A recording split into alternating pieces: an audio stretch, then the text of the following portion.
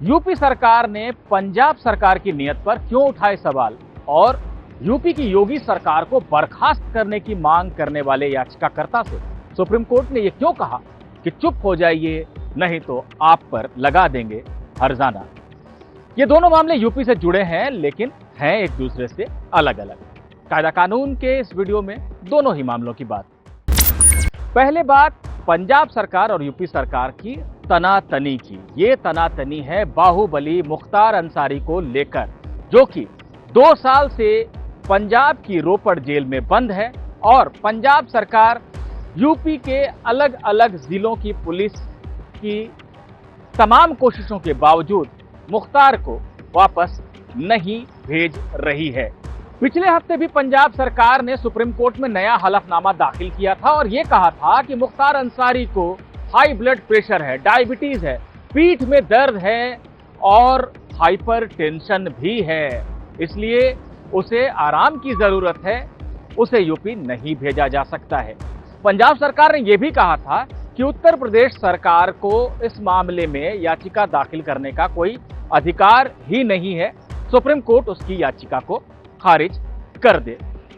असल में मसला यह है कि 2019 में एक मामूली केस के लिए मुख्तार अंसारी को यूपी की बांदा जेल से ले जाया गया था पंजाब के रोपड़ में पेशी के लिए। तब से वो वहीं पर है और पंजाब सरकार उसे वापस नहीं भेज रही है। इसी के खिलाफ यूपी सरकार सुप्रीम कोर्ट पहुंची है। पंजाब ने हलफनामा दाखिल कर एक बार फिर मुख्तार को भेजने से जो मना किया है और यूपी की याचिका खारिज करने की मांग की है, उसका यूपी सरकार की तरफ से पेश सॉलिसिटर जनरल तुषार मेहता ने कड़ा विरोध किया। उन्होंने पंजाब सरकार की नीयत पर सवाल उठाए और कहा कि आखिर एक कुख्यात गैंगस्टर को बचाने में पंजाब सरकार की इतनी दिलचस्पी क्यों है, ये बात समझ से परे है। मुख्तार ने एक सेटिंग करके, एक जुगाड़ करके अपने खिलाफ एक केस दर्ज करवा लिया पंजाब में और वहां जाने के बाद पंजाब सरकार का मेहमान बना बैठा है। पंजाब सरकार ने एक बार फिर से उनकी तरफ से दुष्यंत दवे वरिष्ठ वकील पेश हुए और उन्होंने यूपी की याचिका खारिज करने की मांग की, लेकिन सुप्रीम कोर्ट ने कहा कि यूपी ने जो जवाब दिया है पंजाब के हलफनामे पे, जिसे मौखिक रूप से ओरली तुषार मेहता बता रहे हैं, उसका लिखित कॉपी हमारे सामने अभी नहीं है। हम चाहते हैं कि वो लिखित हलफनामा यूपी सरकार का हमारे पास आ जाए, तब सुनवाई होगी। 24 फरवरी तक के लिए मामले को टाल दिया।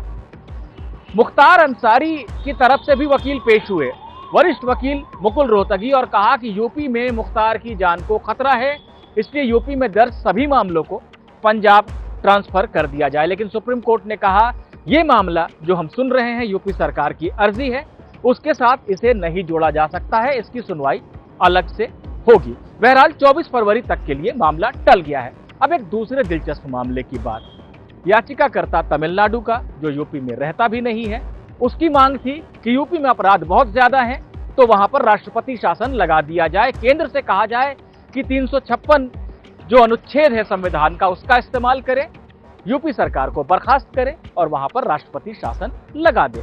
मामला लगा chief justice S A Bobde की अध्यक्षता वाली बेंच के सामने।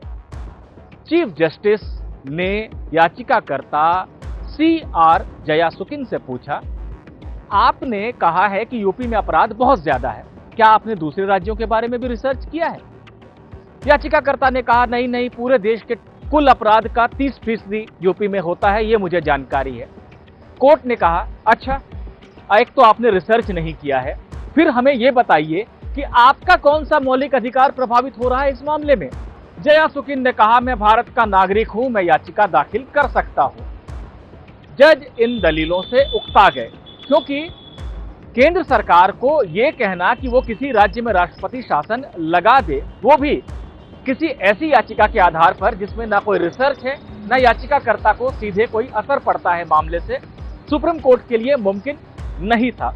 जजों ने कहा TR जयासुकिन से कि अगर आपने दलीलें रखना जारी रखा, अगर आप बहस करते रहे, तो हम हमारा समय बर्बाद करने के लिए आपके ऊपर हर्जाना लगा देंगे, हम आपकी याचिका को खारिज कर रहे हैं। तो खैर सुप्रीम कोर्ट में तरह तरह की याचिकाएं आती हैं और जजों को उन्हें देखना पड़ता है।